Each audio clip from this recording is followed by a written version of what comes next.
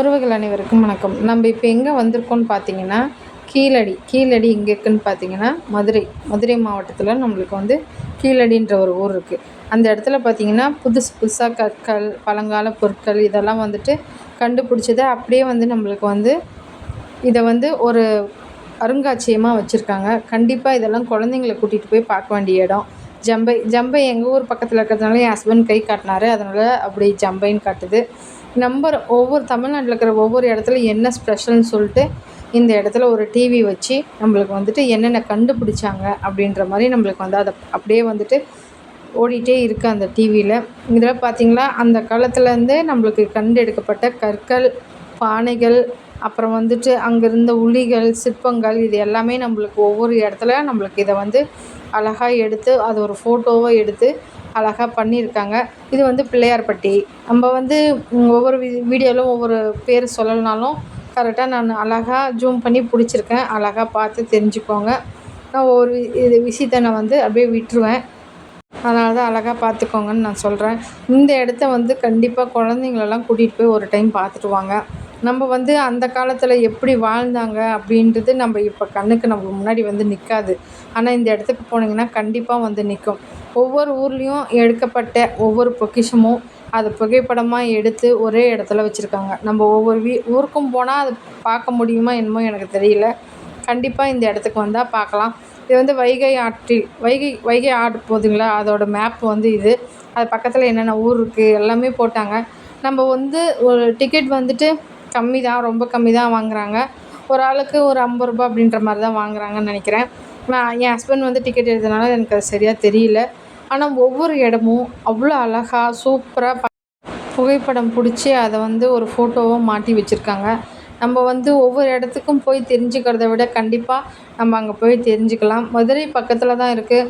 நம்ம வீட்டில் குழந்தைங்கலாம் இருந்துச்சு அப்படின்னாக்கா, கொஞ்சம் வளர்ந்த குழந்தைங்க இருந்தாலும் கண்டிப்பாக கூட்டிகிட்டு போய் காட்டுங்க. ஏன் நான் அப்படி சொல்கிறேன் அப்படின்னாக்கா, இதெல்லாம் அந்த குழந்தைங்களுக்கு நம்ம சொல்லிக் கொடுக்குற பாடமாக கூட இருக்கலாம். பார் நம்ம எப்படி வாழ்ந்திருக்காங்க, நம்ம முன்னோர்கள் என்னென்ன பொருள் யூஸ் பண்ணியிருக்காங்க, எப்படிலாம் இருந்திருக்காங்க, என்னெல்லாம் கற்கள் கண்டுபிடிச்சிருக்காங்க, சிற்பங்கள் கண்டுபிடிச்சிருக்காங்க, எப்படிலாம் செதுக்கியிருக்காங்க அப்படின்ற மாதிரி ஒரு ஒரு எக்ஸாம்பிள், அதாவது அவங்களுக்கு ஒரு மைண்டில் நிற்கிற மாதிரி இருக்கும். வேறு ஒன்றும் இல்லை.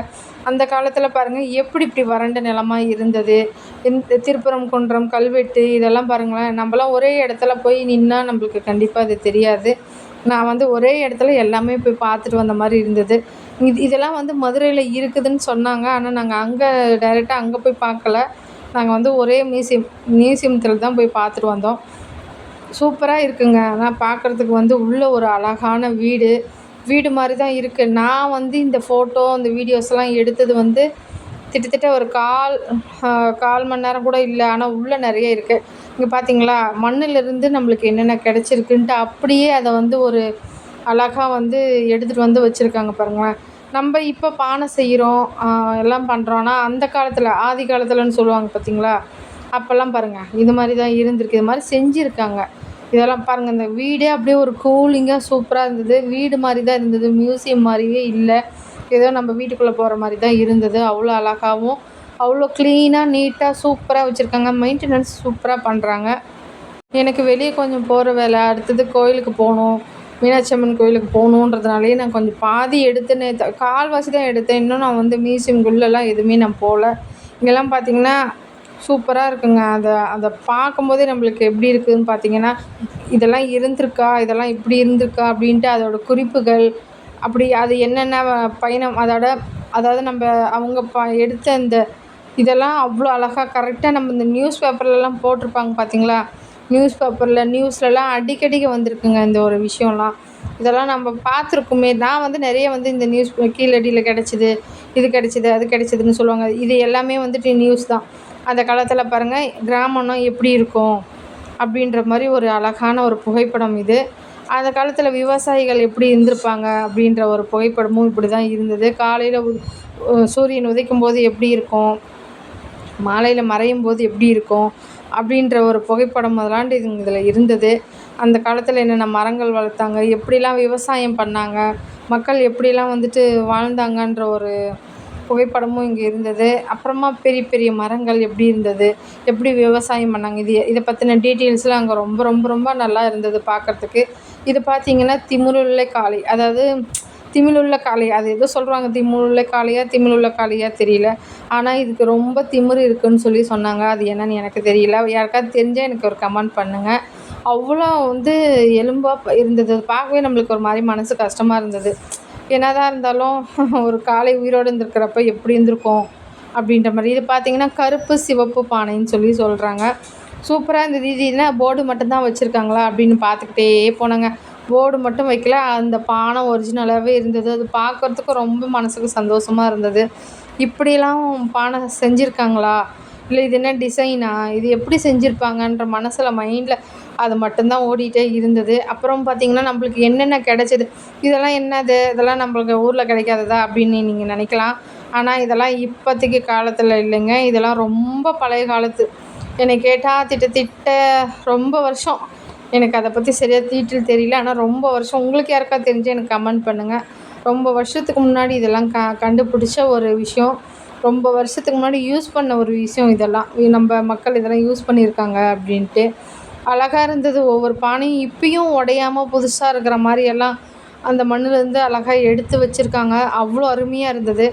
நான் வந்து என்ன இதுக்காக நான் என்ன ஒரு விஷயம் சொல்கிறேன் அப்படின்னாக்கா, குழந்தைங்கள கூட்டிகிட்டு போய் இதெல்லாம் அவங்களுக்கு காட்டினா மட்டும்தாங்க அவங்களுக்கு மெமரியில் நிற்கும்.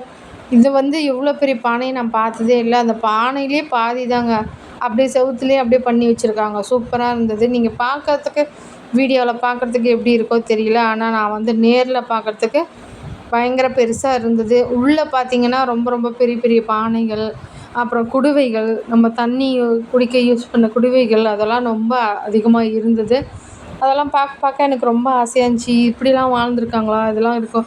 இருக்கிறதுலே இது தாங்க பெரிய பானை. இது வந்து ஒரு கண்ணாடியில் வச்சு உள்ளே வச்சுருக்காங்க. நான் கொஞ்சம் தூரமாக இருந்து தான் ஃபோட்டோ பிடிச்சேன்.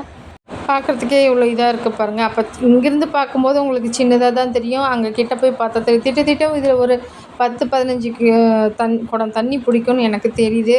இந்த அளவுக்கு நான் வந்து இவ்வளோ ஒரு அழகான ஒரு விஷயத்தை நான் ரசித்து பார்த்தேன் அப்படின்னாக்கா இந்த ஒரு இடம் தான். மதுரையில் இருக்கிற கீழடிக்கு கண்டிப்பாக வந்து உங்கள் குழந்தைங்கள கூட்டிகிட்டு ஒரு டைம் போயிட்டு வாங்க. அதுதான் என்னால் சொல்ல முடியும். ஏன் அப்படின்னாக்கா, இந்த அளவுக்கு கற்கள் அந்த நம்ம இப்போ யூஸ் பண்ணுறதெல்லாம் ஒரு பெரிய விஷயமே கிடையாது. அதெல்லாம் அந்த காலத்திலே நம்மளுக்கு வந்து யூஸ் பண்ணியிருக்காங்க. இதெல்லாம் இரும்பு கசடுகள் சொல்கிறாங்க. இரும்பு நிலத்துல இருந்து கண்டுபிடிக்கப்பட்ட இரும்பு கசடுகள். சின்ன சின்ன ஆணி, நட்டு, போல்டு இதெல்லாமே கண்டுபிடிச்சிருக்காங்க. இதெல்லாம் வந்து அந்த காலத்தில் யூஸ் பண்ணி இப்போ தான் வந்துட்டு டிசைனாக மாடலாக எல்லாம் வருது. ஆனால் அந்த காலத்துலேயும் இப்படிலாம் யோசித்து எல்லாம் செதுக்கியிருக்காங்க, கண்டுபிடிச்சிருக்காங்கன்றது ஒரு பெரிய விஷயந்தான். இது பார்த்திங்களா, இது வந்துட்டு இரும்பு துவல்கள், குறுகல் வாள்னு சொல்லுவாங்களா, அது வாள். அது மாதிரி இது நிறைய இருந்தது. நான் பார்த்துட்டு தான் வந்தேன். நல்லா இருந்தது. இதெல்லாம் ஒரு சில இடத்துல ஆணிகள், உளிகள் இதெல்லாம் இருக்கும்போது இப்படியெல்லாம் அந்த காலத்தில் யூஸ் பண்ணாங்களா. உளின்றது இப்போயே அழிஞ்சு போச்சு. ஏன்னா இப்போலாம் வந்து அது நம்ம கேள்வி கூட படுறதில்ல. ஆனால் அப்போ வந்து எந்த அளவுக்கு இருந்திருக்குன்னு நீங்களே பாருங்கள். என்னுடைய வீடியோ பிடிச்சிருந்துச்சின்னா லைக் பண்ணுங்கள், ஷேர் பண்ணுங்கள். கண்டிப்பாக நான் பார்த்த விஷயம் நீங்களும் ஒரு டைம் போய் பார்த்துட்டு வாங்க. ஏன்னா நம்ம குழந்தைங்களுக்கு நம்ம சொல்லி கொடுக்கறது மட்டும்தான் இப்போ மனசில் நிற்கும். நம்ம கூட்டிகிட்டு போகிற இடங்கள் வந்து எங்கே சும்மா போனோம், பீச்சுக்கு போனோம், பார்க்குக்கு போனோம் அப்படின்றது இல்லாமல் இந்த மாதிரி ஒரு யூஸ்ஃபுல்லான இடத்துக்கு கூட்டிகிட்டு போயிட்டு வாங்க.